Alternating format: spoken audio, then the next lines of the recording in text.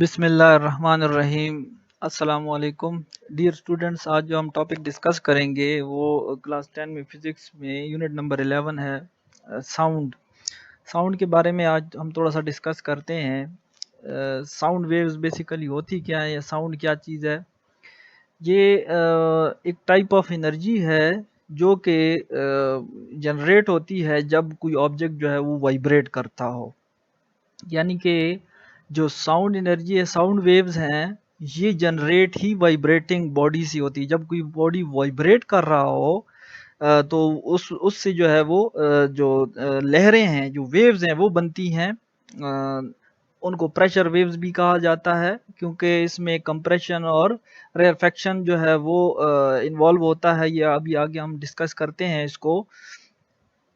और ये ऐसी वेव्स हैं जिनको हम सुन भी सकते हैं। बाकी जो इस वाटर वेव्स हैं या इस तरह की वेव्स हैं, कुछ वेव्स हम देख सकते हैं, कुछ हम देख भी नहीं सकते और कुछ को हम सिर्फ फील कर सकते हैं। और ये जो साउंड वेव्स हैं ये हम फील करते हैं थ्रू आवर ईयर्स, यानी कि इनको हम सुन सकते हैं। ठीक है। और अगर इसको देखना भी हो तो उसका भी एक एक्सपेरिमेंट हम करेंगे। इसका सिर्फ इफेक्ट हम देख सकते हैं, बाकी ये वेव्स जो है वो नज़र नहीं आती। और जो साउंड वेव्स हैं इनको लॉन्गिट्यूडनल वेव्स कहा जाता है। टाइप्स ऑफ वेव्स इससे पहले की वीडियो में हम डिस्कस कर चुके हैं। लॉन्गिट्यूडनल वेव्स जो है वो क्या होती हैं वो हम डिटेल में डिस्कस कर चुके हैं। अगर आपने वो वीडियो देखनी है तो इससे पहले की वीडियो जो है वो देख लें, तो उसमें आपको टाइप्स ऑफ वेव्स जो हैं वो समझ आ जाएंगे। अब इसमें जो हम डिस्कस करने जा रहे हैं वो क्या है कि सबसे पहले मतलब कि longitudinal nature of sound waves हम एक्टिविटी जो है एक करेंगे। देखें, अब जैसे मिसाल के तौर पर मैं बोल रहा हूँ, अगर आप बोलते हैं तो आप अपने गर्दन पे जब हाथ रखेंगे तो यहाँ से आपको जो है फील होगी वाइब्रेशन। यानी कि जब आप बोलेंगे तो आपने अपना हाथ जो है वो गर्दन पे रखा हुआ है तो आपको वाइब्रेशन जो है ये फील होगी। इसका मतलब ये है कि जब आप बोलते हैं तो बोलते तब हैं जब आप जो है वो आपके जो गर्दन पे आपने हाथ रखा हुआ है तो वाइब्रेट करता है, तब आपकी आवाज़ जो है वो बाहर आती है। इसी तरह कोई चीज़ है जब वो गिरती है तब भी वो ऑब्जेक्ट वाइब्रेट करता है और उसकी आवाज़ आप तक पहुंचती है। यानी कि जब एक चीज़ दूसरी चीज़ से टकराता है तो उस वक्त जो है ये वेव जनरेट होती हैं। अब longitudinal nature of sound waves ये कैसी हैं, इसमें हम इसको डिस्कस करते हैं। सबसे पहले कि ये जनरेट कैसे होती हैं। ये इस तरह है, मिसाल के तौर पर ये आपको ये ब्लैक डॉट्स नज़र आ रहे हैं, ये फॉर एग्जांपल ये रिप्रेजेंट करते हैं साउंड वेव्स। ये रिप्रेजेंट करते हैं मॉलिक्यूल्स हैं किसी भी एक मैटर के, मटेरियल के। ठीक है।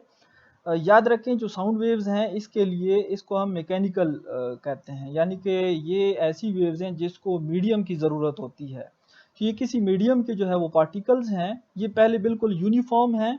इनमें मतलब कि जितने भी आपको मॉलिक्यूल्स नज़र आ रहे हैं, हर एक कॉलम में एक जैसा डिस्टेंस जो है वो मौजूद है, यानी कि ये यूनिफॉर्म है। जब आपने इसको डिस्टर्ब नहीं किया हुआ तब इस तरह के मॉलिक्यूल जो है वो फॉर एग्जांपल आपके पास हैं।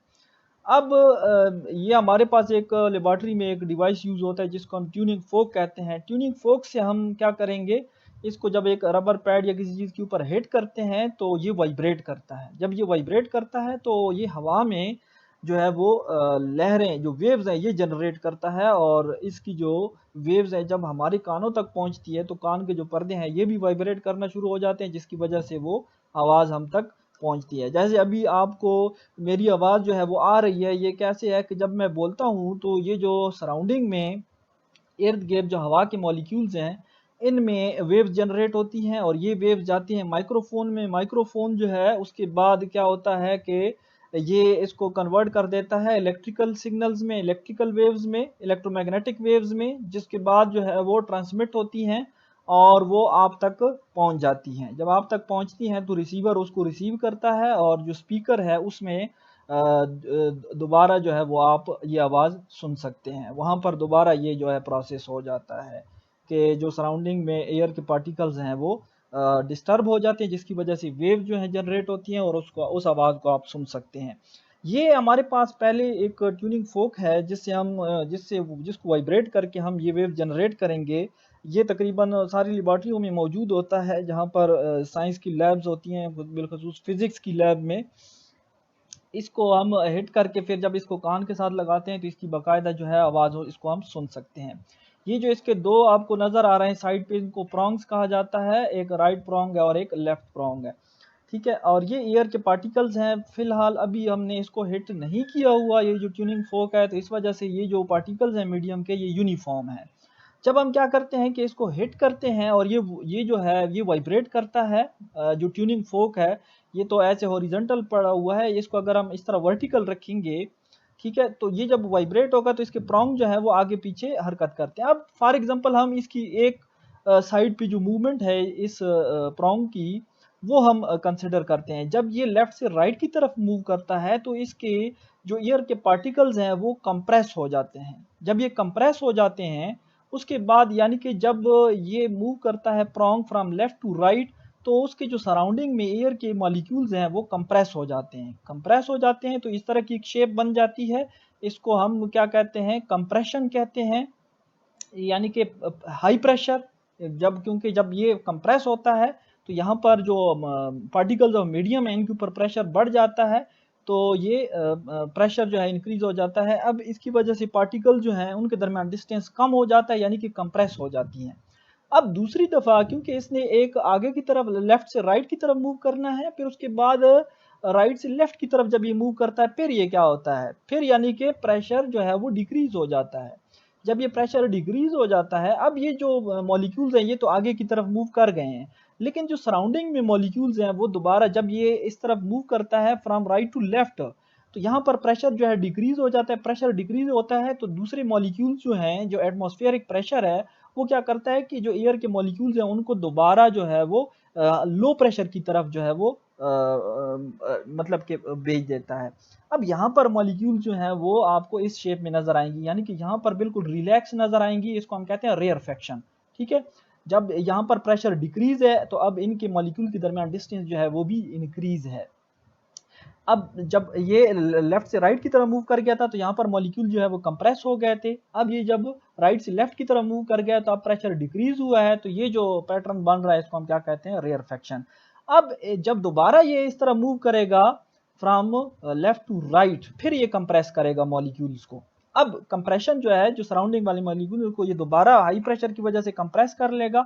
अब पहले जब ये कंप्रेस किए थे वो मॉलिक्यूल्स आगे चले गए हैं, उसके बाद रेयरफेक्शन प्रोड्यूस हो गया था, अब दोबारा कंप्रेशन प्रोड्यूस हो गया। तो इस तरह जो है वो ये पैटर्न जो है आगे की तरफ मूव करता जाएगा। और अब जब दोबारा ये वापस राइट से लेफ्ट की तरफ मूव करता है, दोबारा एयर प्रेशर डिक्रीज हो जाता है, तो मॉलिक्यूल जो है वो इस शेप में आ जाते हैं। तो एक कंप्रेशन, फिर रेयरफेक्शन, फिर कंप्रेशन, फिर रेयरफेक्शन, इस तरह जो है ये मॉलिक्यूल जो है वो मूव करते हैं इस कंप्रेशन और रेयरफेक्शन की फॉर्म में, यानी कि प्रेशर इंक्रीज और प्रेशर डिक्रीज की फॉर्म में। इस वजह से इसको प्रेशर वेव भी कहा जाता है। और ये लॉन्गिट्यूडनल इन नेचर है, क्योंकि इसमें जो पार्टिकल्स ऑफ मीडियम है इनकी वाइब्रेशन और ये जो वेव मूव कर रही है इनकी जो डायरेक्शन है वो सेम है। एक ही डायरेक्शन में ये मूव करते हैं, इस वजह से इनको लॉन्गिट्यूडनल वेव्स भी कहा जाता है। तो इस तरह जो है ये साउंड वेव्स आपके पास एक पैटर्न बन जाता है कंप्रेशन रेयरफेक्शन का। तो यानी कि ये जो हमने ट्यूनिंग फोक को हिट किया है, इसने जो एयर के मॉलिक्यूल्स हैं उसमें इस तरह की वेव जो है वो जनरेट की है। अब ये ट्रेवल करेंगी, जब आगे रिसीवर आएगा, रिसीवर मिसाल के तौर पर आपके कान हैं, तो जब ये आप तक पहुंचते हैं तो आपके जो कान हैं वो इन्हीं प्रेशर, हाई प्रेशर और लो प्रेशर की वजह से वो वाइब्रेट करता है कान का पर्दा जो है। तो इस वजह से जो ईयर ड्रम है यानी कि कान का पर्दा वो वाइब्रेट करेगा। वाइब्रेट करने के बाद जो है आपको जो इसकी आवाज़ है वो आपको सुनाई देती है। अब फॉर एग्जांपल हमारे पास जो है ये एक जो ट्यूनिंग फोक है उसकी वाइब्रेशन जो है, इसकी आवाज़ अगर हम इसको कान के साथ लगाते हैं हिट करने के बाद, तो इसकी आवाज़ हम सुन सकते हैं। और अभी इसकी जो है हम एक एक्सपेरिमेंट में देखते हैं कि ये इसकी वाइब्रेशन को फील जो है वो कैसे करते हैं, ठीक है। अब यहाँ पर मिसाल के तौर पर ये हमारे पास एक ग्लास है, कोई जार है, उसके अंदर पानी जो है बिल्कुल स्टेशनरी है, अभी इसमें कोई भी जो है डिस्टरबेंस नहीं है। अब नेक्स्ट में हम क्या करते हैं कि जब हमने एक ट्यूनिंग फोक को हिट किया, हिट करने के बाद इस पानी के साथ इसको लगाया है, पानी के साथ जब इसको हम लगाते हैं तो पानी में जो है इस तरह की डिस्टरबेंस क्रिएट इसका मतलब ये है कि जो वाटर, ये जो ट्यूनिंग फोक है, इसको हमने हिट किया, इससे आवाज़ भी प्रोड्यूस हुई और ये वाइब्रेट करता है। वाइब्रेशन जो है इसकी हम कैसे जो है वो फील कर सकते हैं, एक तो हम इसकी आवाज़ सुनते हैं, उसकी वजह से हमें पता चलता है कि ये बॉडी जो है वाइब्रेट कर रहा है। दूसरा, अगर हम बिल्कुल स्टेशनरी वाटर में इसको हम इसके साथ टच करेंगे तो ये क्या हो जाएगा, इसमें वेव जनरेट हो जाएंगी। अब दूसरा जो है, मिसाल के तौर पर आपने ट्यूनिंग फोक को जो है वो हिट किया है, हिट करने के बाद ये एक पेंडुलम है। पेंडुलम मतलब इसमें आपने टेनिस बॉल जो है बिल्कुल हल्का, क्योंकि एक आप बारी चीज़ जो है इसके साथ नीचे लटकाएंगे तो आपको इसकी वाइब्रेशन जो है वो फील नहीं होती, ना इसको वो इफेक्ट कर सकता है।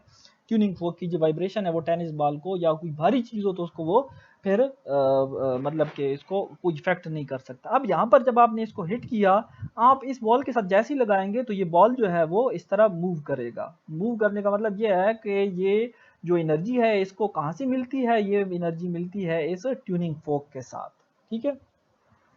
अब हम मैकेनिकल नेचर देखते हैं साउंड वेव्स की जो साउंड वेव्स होती हैं उसकी मैकेनिकल नेचर मींस के हम इस बात पे यकीन करते हैं कि जो वेव्स हैं, मैकेनिकल वेव्स, उनके लिए मीडियम की ज़रूरत होती है, किसी ज़रिए की जो है वो ज़रूरत होती है। जैसे सनलाइट है, वो तो इलेक्ट्रोमैग्नेटिक इन नेचर है, उनको कोई ज़रूरत नहीं है मीडियम की, यानी कि वो ज़मीन, सूरज से ज़मीन तक जो वेव्स पहुंचती हैं, तो दरमियान में स्पेस भी आता है, तो स्पेस में कोई भी कोई भी मीडियम नहीं होता। तो इसका मतलब है अगर सूरज से हम ज़मीन तक पहुंचती हैं ये waves, light waves, heat waves, तो इसका मतलब ये है कि ये स्पेस में से भी होकर आ जाती हैं। तो इसका मतलब है इसको किसी किसी भी मीडियम की ज़रूरत नहीं पड़ती। लेकिन जो मैकेनिकल वेव्स हैं, इनको मीडियम की ज़रूरत होती है, मतलब सॉलिड, लिक्विड या गैस, कोई भी मादा जो है वो इनको चाहिए कि उसमें से ये ट्रैवल कर सकें। तो अब ये मैकेनिकल नेचर, ये एक एक्टिविटी है, उससे हम देख सकते हैं कि ये इसकी मैकेनिकल नेचर साउंड वेव्स की कैसे है।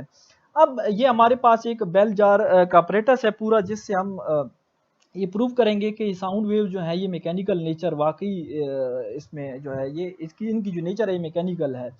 अब ये पहले हमने क्या किया, एक जार है उसके अंदर हमने एक इलेक्ट्रिक बेल जो है वो लगाई है, ये हमारे पास पावर सप्लाई है जहाँ से इसको हम ऑन या ऑफ करेंगे, और साथ में हमारे पास ये एक वैक्यूम पंप है। वैक्यूम पंप का काम होता है वैक्यूम क्रिएट करना बाय जो अंदर एयर है उसको बाहर निकाल कर, यानी कि इसके अंदर जो हवा है इसको हम बाहर निकाल सकते हैं through vacuum pump. Vacuum pump जो है अंदर वैक्यूम जनरेट करता है, स्पेस जनरेट करता है, यानी कि अंदर जो मीडियम है उसको बिल्कुल ये खत्म कर देता है, इसकी हवा के पार्टिकल को बाहर निकालता है। अब शुरू में एयर मौजूद है इसके अंदर, तो इसका मतलब ये है इस बेल को हम ऑन करते हैं तो बाहर इसकी आवाज़ आपको सुनाई देती है। तो इसका मतलब ये है कि ये आवाज़ यहाँ इस बेल से आपके कान तक पहुँचती है थ्रू द एयर पार्टिकल्स। यहाँ पर क्योंकि एयर के पार्टिकल्स मौजूद हैं तो आपको आवाज़ ये पहुँचती है। लेकिन आहिस्ता-आहिस्ता जब आप इस वैक्यूम पंप को ऑन करते हैं तो यहाँ से एयर के पार्टिकल जो हैं वो बाहर निकलते हैं। जब बाहर निकलना शुरू हो जाते हैं तो इसका मतलब है अंदर जो एयर के पार्टिकल्स हैं वो कम होना शुरू होते हैं। जब एयर के पार्टिकल डिक्रीज होते हैं, कम होना शुरू होते हैं, तो इसका मतलब ये है कि ये जो बेल जार है इसकी आवाज़ मध्यम होती जाएगी। और इस तरह आप वैक्यूम पंप से और भी इसकी हवा जो है ये निकालते रहें तो एक वक्त ऐसा आ जाएगा कि ये इलेक्ट्रिक बेल जो है ये ऑन रहेगी, लेकिन इसकी आवाज़ जो है ये बाहर नहीं आ सकेगी। इसका मतलब ये है कि इस जार के अंदर अब स्पेस क्रिएट हो गया है, अब कोई मीडियम इसके अंदर नहीं है जो इन वेव्स को कैरी कर सके आपके कानों तक। इसका मतलब ये है, इस पे एक्सपेरिमेंट से हमें ये पता चलता है कि जो साउंड वेव्स हैं वो मैकेनिकल इन नेचर हैं, यानी कि इनको मीडियम की ज़रूरत होती है इन वेव्स को ट्रैवल करने के लिए, किसी एक ज़रिए की ज़रूरत होती है, किसी एक मीडियम की ज़रूरत होती है जिससे ये ट्रैवल कर सके।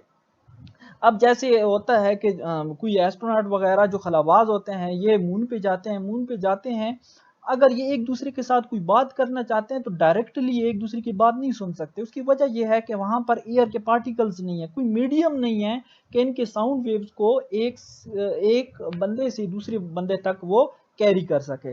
तो वहाँ पर जो है डायरेक्टली एक दूसरे को वो नहीं सुन सकते, तो उसके लिए जो है वो बाकायदा जो है वो एक अरेंजमेंट होती है जिसकी वजह से वो एक बंदे की आवाज़ दूसरी बंदे की आवाज़ जो है वो सुन सकते हैं। तो यानी कि वो वहाँ पर डायरेक्ट एक दूसरे को इसलिए नहीं सुन सकते कि वहाँ पर कोई मीडियम नहीं होता। इसका मतलब है ये जो एक्सपेरिमेंट है ये हमें ये बताता है कि जो साउंड वेव्स हैं ये मैकेनिकल इन नेचर हैं।